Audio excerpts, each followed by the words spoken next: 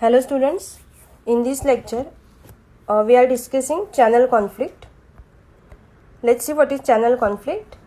Channel conflict can be explained as any dispute or a difference or discord arising between two or more channel partners where one partner's activities or operations affect the business, sales, profitability, market share or similar goal accomplishment of the other channel partner. That is called as channel conflict. We know that we cannot eliminate the conflict. Manufacturer company needs to plan its distribution and marketing channel appropriately to ensure market capture and customer satisfaction along with growth and profitability. In the process of the constant supply of the products in the market, several channel partners and intermediaries join the supply chain of the brand. Any clash and disturbance among these trading partners can be considered as the channel conflict. Let's see what are the different types of channel conflict. First is the vertical level conflict. In the vertical level conflict, the channel partner belonging to the higher level enters into a dispute with the channel member of the lower level or vice versa. For example, channel conflict between dealers and retailers or channel conflict between wholesaler and retailer. That will be considered as the vertical level conflict. Next is the horizontal level conflict. The conflict among the channel partners belonging to the same level. For example, if there is issue between two or more stockists or there is issue between two or more retailers of different territories on the grounds of pricing or manufacturer's biases is termed as horizontal level conflict. Next is the inter-type channel conflict. These type of conflicts commonly arise in scrambled merchandising where the large retailers go out of their way to enter a product line different from their usual product range to challenge the small and concentrated retailers. And last is the multi-channel level conflict. When the manufacturer uses multiple channels for selling the product, it may face multiple channel level conflict where the channel partners involved in a particular distribution channel encounters an issue with the other channel. Now let's see what are the different causes of channel conflict. First is the role ambiguity. The uncertain act of an intermediary in a multiple channel arrangement may lead to disturbance in the channel of distribution and cause conflict among their intermediaries. Next is the incompatible goals. When the manufacturer and the intermediaries do not share the same objectives, both work in different directions to meet their ends, it results in channel conflict. Next is the marketing or strategic mismanagement. Sometimes two channel partners promote the manufacturer's product in a different manner, which created two different images of the same product in consumers' mindset, which creates conflict brand perception. Next is the differences in market perception. The manufacturer's understanding of the potential market and penetration into a specific region or territory may vary from the perception of the intermediaries, which can create conflict and reduce the intermediary interest in capturing that particular market. And second last is the change resistant. When the channel leader plans to modify the distribution channel, the intermediaries may or may not accept this change. Therefore, it may result in a condition or discord or non-cooperation. And last cause of the channel conflict is the improper geographic or demographic distribution. If the sales territory has a narrow consumer base and the channel leader allows many selling partners, they tend to lose interest soon because the low profit and the limited sale. So these are the causes of the channel conflict.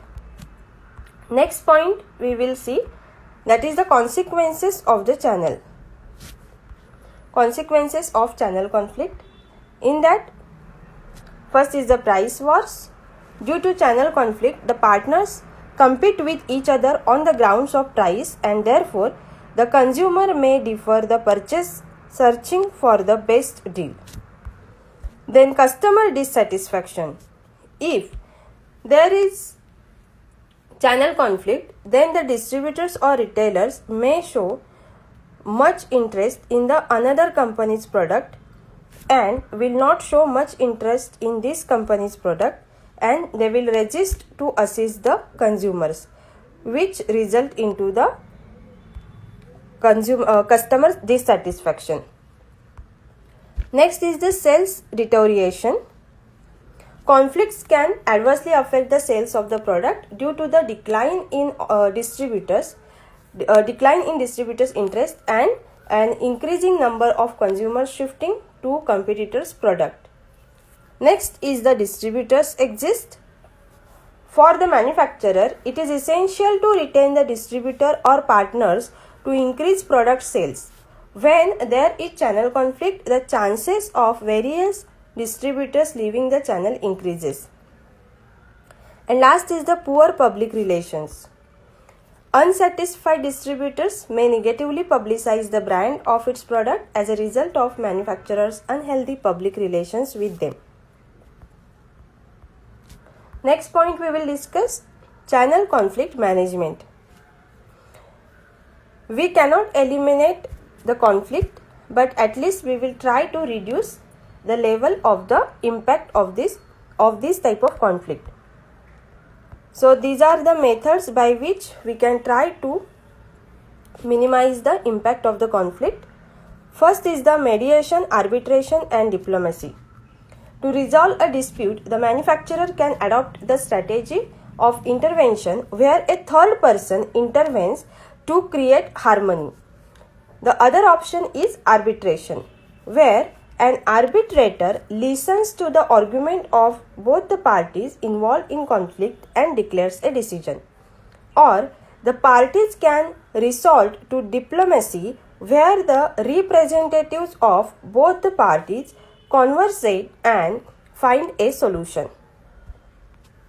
Then co-optation. The manufacturer should hire an expert who has already gained experience in managing the channel conflicts in other organizations as a member of the grievance redressal committee or board of directors for addressing such conflicts. Then dealer councils and trade associations. To handle the horizontal or vertical conflicts, the manufacturer forms a dealer council where the dealer can unanimously put up their problems and grievances in front of channel leader. To bring in unity among the channel partners or intermediaries, they can be added as a member in trade association which safeguards their interest. Then superior goals. Establishing a supreme goal of the organization and aligning it with the individual goals or objectives of the channel partners may reduce the channel conflict. Then regular communication. The channel leader should take regular feedback from the channel partners through formal and informal meetings to know about market trends and dynamics. Also, the channel partners' issues and conflicts can be addressed through frequent interactions. Then legal procedure. When the conflict is critical and uncontrollable by the channel leader, the aggrieved party can seek legal action by filing a lawsuit against the accused party. Last is the fair pricing. Most of the channel conflicts are a result of the price war, and therefore this can be resolved by ensuring that products are equally priced in all the territories and fair margin is provided to all the channel partners. So this is all about the channel conflict, how we can manage this channel conflict. We have seen here what are the different types of the channel conflict, causes of the channel conflict, and consequences of the channel conflict and channel conflict management, how these channel conflicts can be managed. See you in the next lecture. Thank you.